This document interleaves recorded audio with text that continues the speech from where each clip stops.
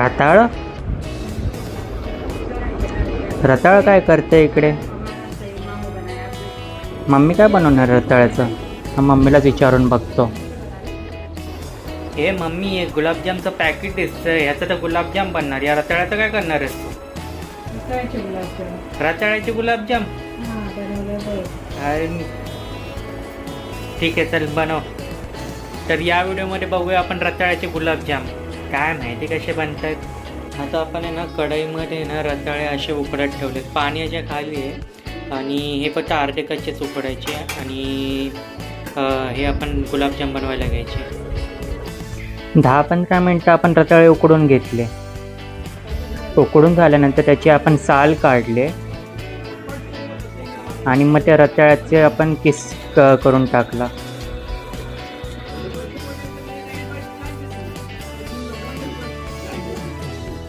पाव वाटी आपण दूध पावडर घ्यायची आणि ती मग त्या रताळ्याच्या किसणीमध्ये मिक्स करायची.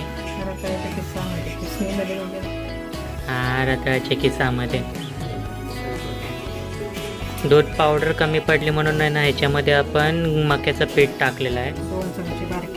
2 बारके चमचे मक्याचं पीठ टाकलं आहे. आपल्या रताळ्याचं पीठ मळून झाल्यानंतर आपण पॅकेटवाल्या गुलाबजामचं पण पीठ घेतलं मळायला आणि त्याच्यामध्ये आपण दूध टाकलं आहे पीठ मळण्यासाठी. 2 वाटी साखर घेतल्या आपण साखरेचा पाक बनवण्यासाठी. 4 वाट्या पाणी ओतलं आपण याच्यामध्ये. 2 वाट्या आपण साखर घेतली आणि त्याच्यामध्ये आपण 4 वाट्या पाणी टाकलं आणि गॅसवर आता आपण त्याला वितळवण्यासाठी ठेवलेलं आहे. याचा साखरेचा पाक बनवायचा आणि याच्यामध्येच आपण गुलाबजाम आपण तळून टाकणार आहे. आपण जो पाक बनवला ना त्याच्यातला अर्धा पाक आपण रताळ्यावाल्या गुलाबजामसाठी घेतला आहे आणि अर्धा पाक आपण पॅकेटवाल्या गुलाबजामसाठी वेगळा काढून घेतला आहे.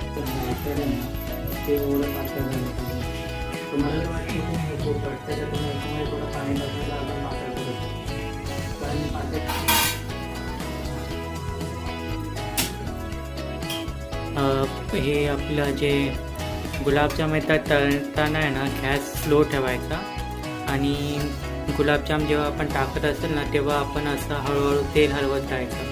त्याच्यामुळे काय होईल माहिती आहे का, तेल सारखं हलवत राहिल्यामुळे गुलाबजाम एका साईडनं नाही शिजणार, ते सगळ्या साईडनं तळतील आणि खालती जे आपलं कढई आहे ना कढईला चिपकणार नाही गुलाबजाम आपले.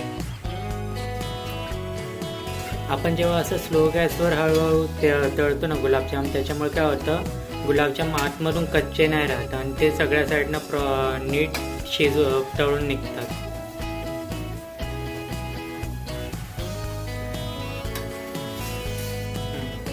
तळून काढलं गरम गरम गुलाबजाम आहेत ना ते लगेच साखरेच्या पाकात टाकायचे.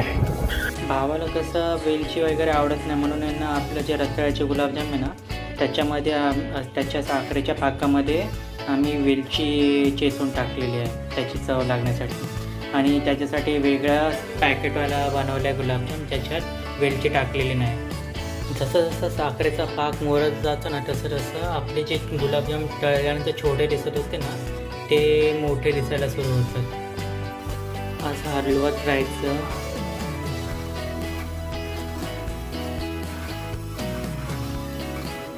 असं हलवत राहायचं गुलाबजाम जेव्हा तळत असतील तेव्हा, म्हणजे कसं सगळ्या साईडनं गुलाबजाम शिजतील आणि गॅस लो असल्यामुळे आतमध्येपर्यंत गुलाबजाम नीट शिजतील. इथं आपण जे दुसरा उरलेले गुलाबजाम तळतो तोपर्यंत बघा पहिले गुलाबजाम आपण जे टाकलेले ना ते तर फुगून मोठे पण झाले. गुलाबजाम असे बनवताना आहे ना थोडंसं तेल लावायचं हाताला आणि मग त्याचा गोळा बनवायला घ्यायचा. आपल्या पॅकेटवाल्या गुलाबजामपेक्षा या रताळ्यावाल्या गुलाबजामला जरा जास्तच टाईम लागतो तळून निघायला. आपल्या पॅकेटवाले गुलाबजाम आहे ना त्याच्यापेक्षा 2-3 पटीने जास्त टाईम लागला त्या रताळ्यावाल्या गुलाबजामचा कलर बदलायला. मग आता हे नाही माहिती की आमच्याकडून काय चुकलं आहे का गॅस आपलं तेल थंड झाल्यानंतर आम्ही टाकलं आहे त्याच्यामुळं काय झालं आहे.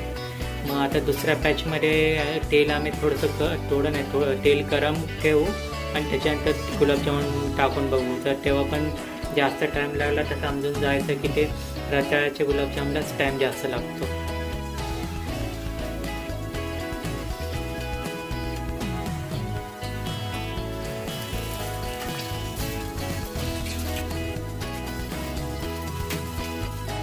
यावेळी आपण गॅस फास्ट ठेवला आहे स्टार्टिंगला आणि तेल हलवत हलवत आपण गुलाबजाम टाकतोय.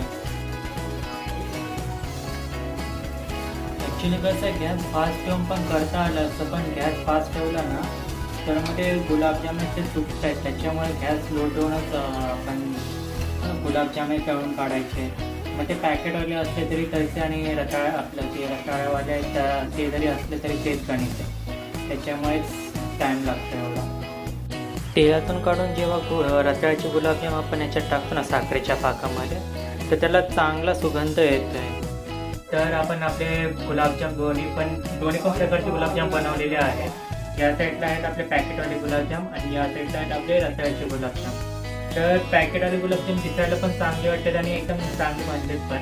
आणि आपले जे रताळ्याचे गुलाबजाम आहे ते दिसायला इतके जरी चांगले नसले तरी वास त्यांचा खूप चांगला येतो.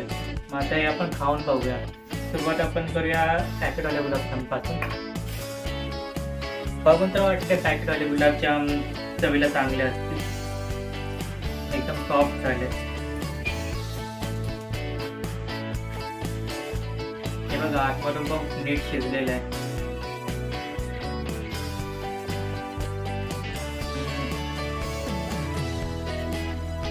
चांगले झाले. जसं आपण हॉटेलमधून घेऊन येतो ना गुलाबजाम, सेम तसेच झाले.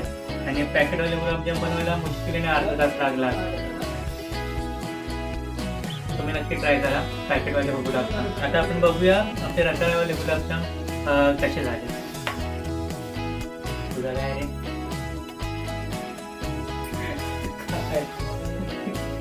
नंतर मला व्हिडिओ बनवले. त्याला आपले रताळ्यावाले गुलाबजाम आपण आता ट्राय करायचे. रताळ्यावाले गुलाबजाम अपेक्षेपेक्षा जास्त सॉफ्ट निघाले. ते तर पॅकेटवाले गुलाबजामपेक्षा पण जास्त सॉफ्ट निघाले. खाऊन बघूया कसे लागते.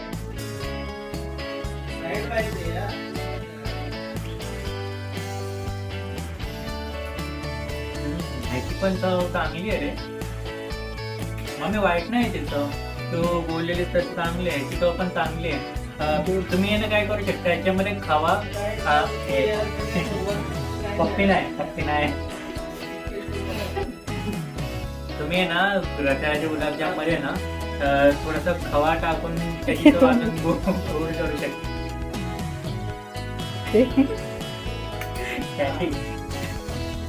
भेटणार नाही. तुम्ही ना रताळ्याच्या गुलाबजाम मध्ये ना थोडासा खवा टाकला ना त्याची चव अजून वाढू शकते. आणि दूध पावडर थोडीशी अजून एक्स्ट्रा टाका. आम्ही काय केलं, दूध पावडर कमी पडले ना म्हणून आम्ही ते मक्याचं पीठ टाकलं होतं. तर तुम्ही काय म्हणतात दूध पावडर याच्यामध्ये जास्त टाकायची, चव जास्त चांगली लागेल.